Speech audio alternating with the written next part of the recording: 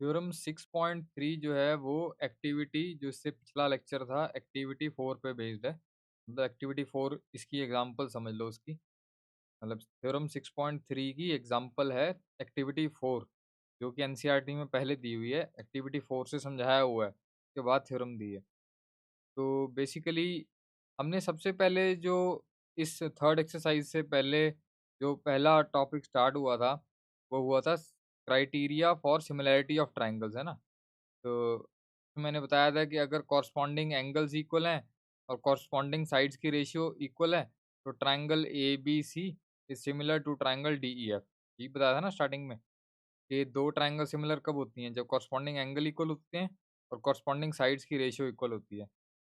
लेकिन अब हम कह रहे हैं कि खाली एक कंडीशन अगर सेटिस्फाई भी हो जाए, तब भी हम उसको सिमिलर प्रूव कर सकते हैं।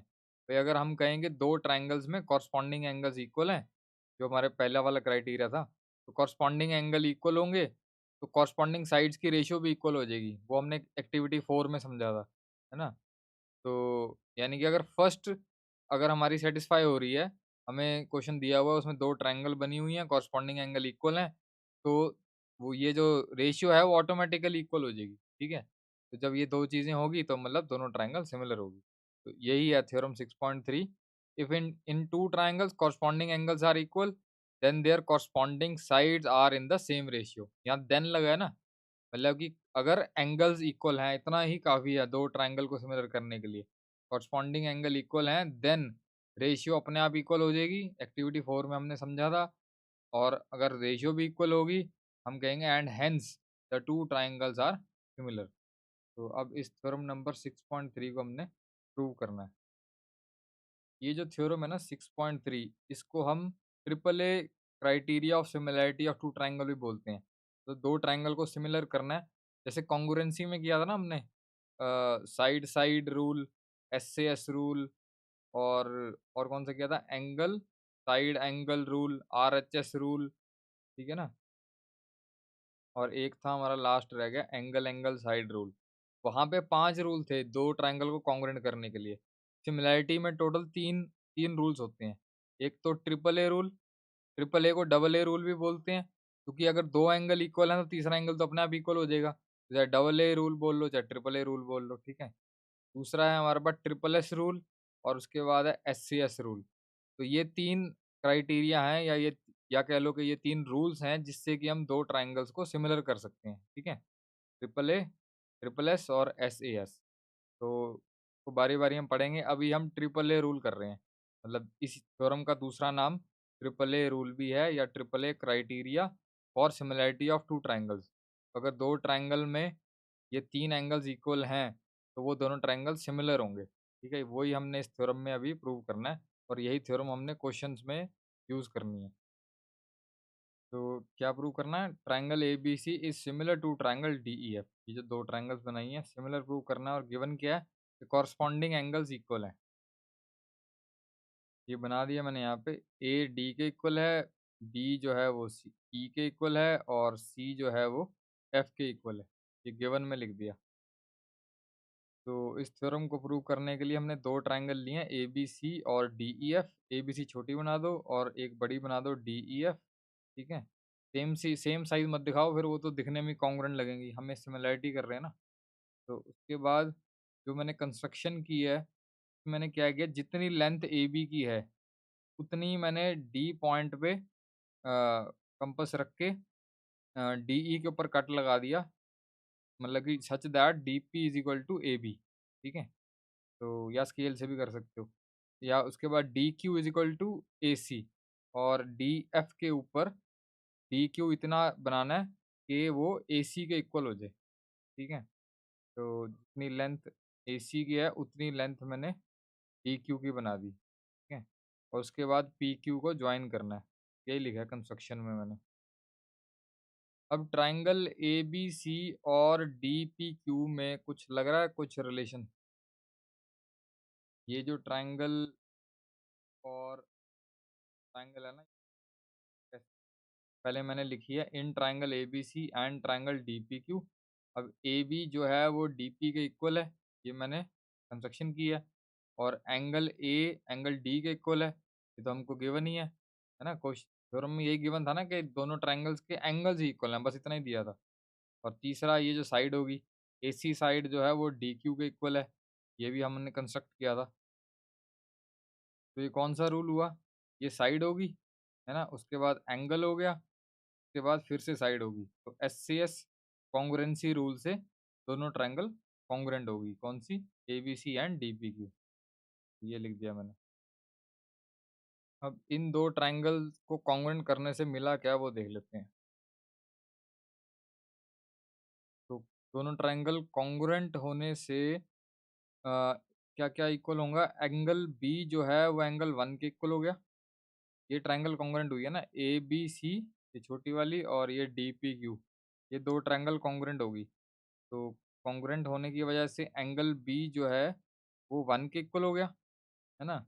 और एंगल बी जो है वो ई के भी इक्वल था, ये तो हमें गिवन ही था स्टार्टिंग में। 2 ट्रायंगल्स हैं, एक छोटी एक बड़ी, तो उसमें हमने कॉरस्पॉन्डिंग एंगल इक्वल किए थे, तो एंगल बी और एंगल ई तो पहले ही हमने इक्वल किया था।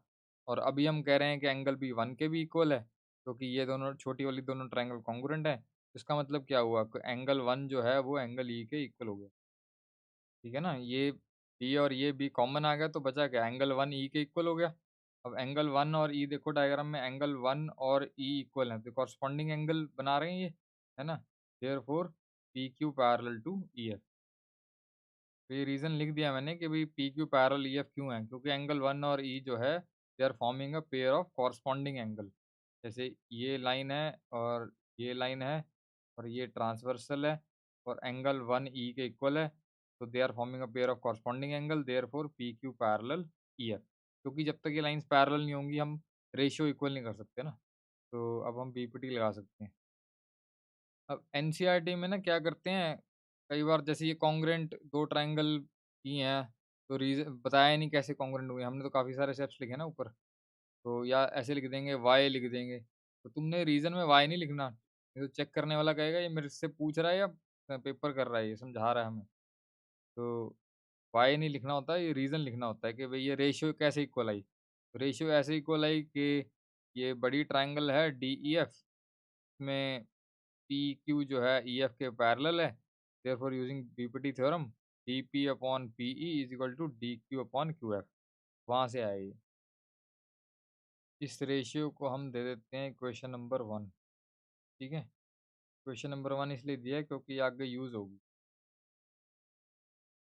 इसमें ना एक स्टेप रह गया, ये D P by P E नहीं, हमें तो डी पी की जगह ए बी लेनी पड़ेगी ना, हम तो 2 ट्रायंगल्स की बात कर रहे हैं, उनकी रेशियो इक्वल करनी है। तो मतलब कि हम फर्स्ट क्राइटेरिया तो दिया ही हुआ है, कॉरस्पॉन्डिंग एंगल इक्वल है। हम ये प्रूव करने की कोशिश कर रहे हैं कि दोनों ट्रायंगल के कॉरस्पॉन्डिंग साइड्स की रेशियो इक्वल है। तो वो प्रूव करना है, तो कॉरस्पॉन्डिंग रेशियो, तो ये डीपी बाय पीई तो एक ही ट्रायंगल की है ना, तो डीपी की जगह हम ए भी लिख देते हैं क्योंकि ये दोनों की लेंथ इक्वल है, हमने कंस्ट्रक्शन की थी। बेसिकली मैं क्या करने की कोशिश कर रहा हूँ, मैं ये रेशियो को इक्वल लाने की कोशिश कर रहा हूँ। A B upon D E is equal to A C upon D F, ये लेके आना है। A B upon D E equal to A C upon D F, एक रेशियो ये इक्वल आ गई और फिर एक रेशियो ये ले आएंगे equal, A B upon D E is equal to B C upon E F. तो ऐसे करके दो रेशियो इक्वल आ गई, तो इसका मतलब तीनों रेशियो इक्वल हो जाएंगी, तीनों साइड्स की रेशियो, वो आगे बताता हूँ। तो ये करने की कोशिश कर रहा हूँ, पहले फ़िलहाल तो ये समझो कि अभी इमीडिएटली क्या निकालना है, इमीडिएटली निकालना है A B upon D E, rough में लिख देता हूँ। तो रफ में लिख दिया मैंने, A B upon D E, A B upon D E is equal to A C upon D F, A C upon D F, पहले तो ये रेशियो इक्वल लानी है। तो अब देखो ये रेशियो इक्वल लाने के लिए हमारे पास क्या है, एक तो पी ई हमको नहीं चाहिए, पी ई तो किसी काम की नहीं है क्योंकि हमें हमें डी ई चाहिए, पी ई नहीं चाहिए, है ना? तो पी ई को रिप्लेस करना है हमने किससे? डीई से। और डीपी को किससे रिप्लेस करें? डीपी भी नहीं चाहिए। डीपी तो हमें पता है एबी के इक्वल है, तो डीपी की जगह एबी लिख देंगे। तो एबी डीई कुछ आ रहा है हमारा, हाँ, यही तो चाहिए हमारे को, ठीक है? तो यानी अब पीई को ख़त्म करने के लिए हमें इसका रेसिप्रोकल करना पड़ेगा और उसमें +1 करना पड़ेगा, तो पीई ख़त्म हो जाएगा, तो डीई आ जाएगा। वो कैसे वो बताता हूँ आगे। तो ये रेसिप्रोकेट कर दिया मैंने, पीई ऊपर आ गया, डी पी नीचे चला गया, क्यू एफ ऊपर आ गया, डी क्यू नीचे चला गया, ठीक है। तो ये थ्योरम तुम्हें एनसीईआरटी में से बिल्कुल समझ नहीं आएगी, उसमें बहुत से शॉर्टकट मारे हुए हैं, तो ध्यान से सुन लो और यहीं से तुम इजीली दोबारा रिवाइज भी करना है तो यहीं लेक्चर से ही कर लेना। अब इसमें हम एडिंग वन कर देते हैं। तो मैंने इस स्टेप के बाद क्या किया, adding one two both side, reciprocate करने के बाद, है ना, इसको रेसिप्रोकेट किया था जो भी पहले बताया था। तो एडिंग वन कर दिया, फिर एलसीएम लिया यहाँ पे डीपी, यहाँ पे एलसीएम लिया डी क्यू, ठीक है। तो न्यूमरेटर में क्या आ गया, पीई प्लस डीपी, इधर आ गया Q F plus D Q. Next step में देखो, पीई प्लस डीपी किसके इक्वल है, डायग्राम में देखो, पीई प्लस डीपी किसके इक्वल है, डीई के, ये आ गया डीई, ठीक है। तो Q F plus D Q, Q F plus D Q किसके इक्वल है, डी एफ के, तो ये आ गया D F. Denominator D P same है, ये भी डिनोमिनेटर डी क्यू सेम है, ठीक है। अब एक चेंज और रह गया करना। नेक्स्ट स्टेप में मैंने किया किया न्यूमरेटर दोनों के सेम रखे हैं, D E D F. Denominator D P किसके इक्वल है, डी पी तो हमें चाहिए ही नहीं, डी पी की जगह हमने लिख दिया ए बी, क्योंकि कंस्ट्रक्शन की थी, ये दोनों इक्वल हैं, तो डी पी की जगह लिख दिया ए बी। डी क्यू की जगह लिख दिया ए सी, डी क्यू भी हमने कंस्ट्रक्शन से किया था, ये चाहिए नहीं, तो डी क्यू की जगह लिख दिया ए सी, ठीक है। क्योंकि दो ट्राइंगल्स की रेशियो चाहिए ना हमें, खाली डी पी और डी ई से क्या करेंगे, हमें A B upon D E चाहिए था। ये जो मैंने रफ वर्क में किया है, A B upon D E, तो अगर मैं इसको रेसिप्रोकेट कर दूं लेफ्ट हैंड मतलब बोथ साइड्स को, तो ये A B upon D E आ जाएगा। इसका भी रेसिप्रोकेट कर दूं तो A C upon D F आ जाएगा, यही जो हमने रफ वर्क में लिखा था। तो एक रेशियो तो इक्वल आ गई, अब एक रेशियो और चाहिए, पहले इसको रेसिप्रोकेट कर देते। तो ये रेसिप्रोकेट कर दिया मैंने। जैसे मैं रेसिप्रोकेटिंग वी गेट लिखता हूँ ना, तुमने लिखना है रेसिप्रोकेटिंग बोथ साइड्स, जब भी पेपर में लिखोगे। तो ये आ गया A B by D E, इधर से आ गया A C by D F, ठीक है। इसको इक्वेशन नंबर वन दे दो, और डायग्राम में देखो ये क्या चीज़ है, A B by D E equal to A C by D F. तो एक साइड की रेशियो तो इक्वल आ गई।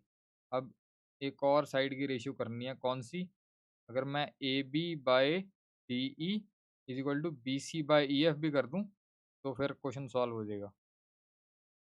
तो एक बार ट्राइंगल फिर से बना लेते हैं। अब एनसीईआरटी में ना ये लिखा हुआ है इस स्टेप के बाद, similarly A B by D E is equal to B C by E F, यानी कि A B by D E is equal to B C by E F. अब ये आया कैसे, वहाँ तो सिंपल वाई लिख दिया बस। तो उसके लिए ना हमें एक लाइन ड्रॉ करनी पड़ेगी, मतलब फिर से हमें वही स्टेप्स करने पड़ेंगे। इस बार हमें बी सी को ई आर के इक्वल कट करना पड़ेगा, और ए बी को एस ई के इक्वल कट करना पड़ेगा। ये साइड इसके इक्वल होगी, ये साइड इसके इक्वल बाय कंस्ट्रक्शन, ये एंगल तो गिवन ही है, तो एस सी एस से दोनों ट्राइंगल कॉन्ग्रुएंट हो जाएंगी। फिर कॉन्ग्रुएंट हो जाएंगी तो ये एंगल इसके इक्वल हो गया, एंगल सी वन के इक्वल हो गया, और एंगल सी जो है एफ के इक्वल तो गिवन ही है, तो फिर वन भी एफ के इक्वल हो जाएगा। वही सेम सारे स्टेप्स जो हमने ऊपर किए थे ना, जब हमने लाइन ऐसे बनाई थी, तो सेम सारे स्टेप्स बिल्कुल वैसे ही हैं। और सॉल्व सुल करके एंड में आएगा A B by D E is equal to B C by E F, ठीक है। लेकिन ये सारे स्टेप्स नहीं करने, ना ही ये ट्रायंगल बनानी है, ये तो मैं तुम्हें बस समझाने के लिए बता रहा हूँ, क्योंकि ऑलरेडी बहुत बड़ा क्वेश्चन हो चुका है। अब ये देखो जरा कितने स्टेप्स हैं यहाँ पे ऊपर, ये एनसीईआरटी में तो कुछ भी नहीं है, ठीक है। ये सारे इतने सारे स्टेप्स तो ऑलरेडी हो चुके हैं, इसके बाद इतने ही स्टेप्स हम दोबारा लिखेंगे तो फिर तो यही क्वेश्चन करते रह जाएंगे पेपर में, है ना। तो फिर इसलिए इसको हम यहीं तक छोड़ देंगे सिमिलरली। तो मतलब कि यहाँ पे साइड पे डायग्राम बना के दिखा दिया है हम, मतलब टीचर को हिंट दे दिया है कि हमें पता है कि कैसे निकालना है, ठीक है। चाहे तो ये डायग्राम बना देना और उससे ये सिमिलरली करके लिख देना। आगे मैंने लिखा है फ्रॉम फर्स्ट एंड सेकंड। अब A B by D E जो है B C by E F के इक्वल है, तो यहाँ लिख दिया। अब A B by D E जो है A C by D F के भी इक्वल है, तो A B by D E A C by D F के भी इक्वल है, यानी तीनों रेशियो आपस में इक्वल आ गई। अब इन दोनों इक्वेशंस में जो कॉमन आ रही है वो है A B by D E, यानी तीनों रेशियो इक्वल होगी। अब चाहे तो दोबारा से दोनों ट्रायंगल बनानी है तो बना दो। तो अब इस रेशियो को डायग्राम में देखूं, अगर A B by D E, जहाँ से क्वेश्चन स्टार्ट किया था हमने, A B by D E is equal to B C by E F is equal to B C by E F, is equal to A C by D F, equal to A C by D F, तो तीनों ratio equal होगी। आगे मैंने लिखा है the second criteria of similarity is also fulfilled. पहला criteria क्या था कि कॉरस्पॉन्डिंग एंगल इक्वल, वो तो क्वेश्चन में गिवन ही था थ्योरम में। और दूसरा क्राइटेरिया हमने प्रूव कर दिया कि रेशियो इक्वल है। जब दो चीज़ें होगी तो बस फिर दोनों ट्रायंगल सिमिलर होगी। तो बस यही करना था मैं थ्योरम में। थ्योरम थर्ड थ्योरम क्या कहती है वैसे, बेसिकली दोबारा से समराइज कर देता हूँ कि दो ट्रायंगल्स में सिर्फ यही गिवन था कि कॉरस्पॉन्डिंग एंगल इक्वल हैं तो वो दोनों ट्रायंगल सिमिलर होंगी, ये करना था प्रूव। तो हमने दो ट्रायंगल के कॉरस्पॉन्डिंग एंगल इक्वल हैं उसको यूज़ करते हुए कॉरस्पॉन्डिंग रेशियो इक्वल कर दी, और उसके बाद फिर दोनों ट्रायंगल सिमिलर होगी। ठीक है। तो एनसीईआरटी में रिमार्क दिया हुआ, if two angles of a triangle are respectively equal to two angles of another triangle, then by angle sum property of a triangle their third angle will also be equal, therefore triple similarity criteria. If two angles of one triangle are respectively equal to two angles of another triangle, then the two triangles are similar। मतलब वही बता रहा है सारा कि पहले हमने इसका नाम दिया था ट्रिपल ए रूल, है ना। ट्रिपल ए रूल में क्या कहा था कि अगर दो ट्रायंगल के कॉरस्पॉन्डिंग एंगल इक्वल हैं तो वो सिमिलर होंगे। ठीक है। तो अगर मान लो दो ट्रायंगल के सिर्फ दो ही एंगल इक्वल दिए हुए हैं, तो क्या वो सिमिलर होंगे? बिल्कुल होंगे, क्योंकि तीसरा एंगल तो अपने आप इक्वल हो जाएगा, है ना। एंगल सम प्रॉपर्टी से दोनों, जैसे मान लो मैं इसको 60 ले लूँ और इसका एंगल ले लूँ मैं 40, और मैं कह दूँ कि इन दोनों ट्रायंगल के ये वाले दोनों एंगल इक्वल हैं, तीसरे का नहीं पता हमें। तो तीसरा तो ऑब्वियस है, ये भी हमारा कितना आएगा, 80 बचेगा। एंगल सम प्रॉपर्टी से निकाल लेंगे, ये भी 80 आएगा, तो तीसरा तो अपने आप इक्वल आ जाएगा। तो यानी कि तीनों ही एंगल इक्वल हो गए, तीनों कॉरस्पॉन्डिंग एंगल इक्वल हो गए तो सिमिलर होगी। ठीक है। तो इसलिए ट्रिपल ए रूल बोल लो ऑफ सिमिलैरिटी, या double a rule of similarity बोल लो, बात एक ही है। तो वही सब लिखा है यहाँ पे, और कुछ ऑलरेडी ये सब स्टार्टिंग में मैं समझा चुका हूँ। तो दैट्स इट।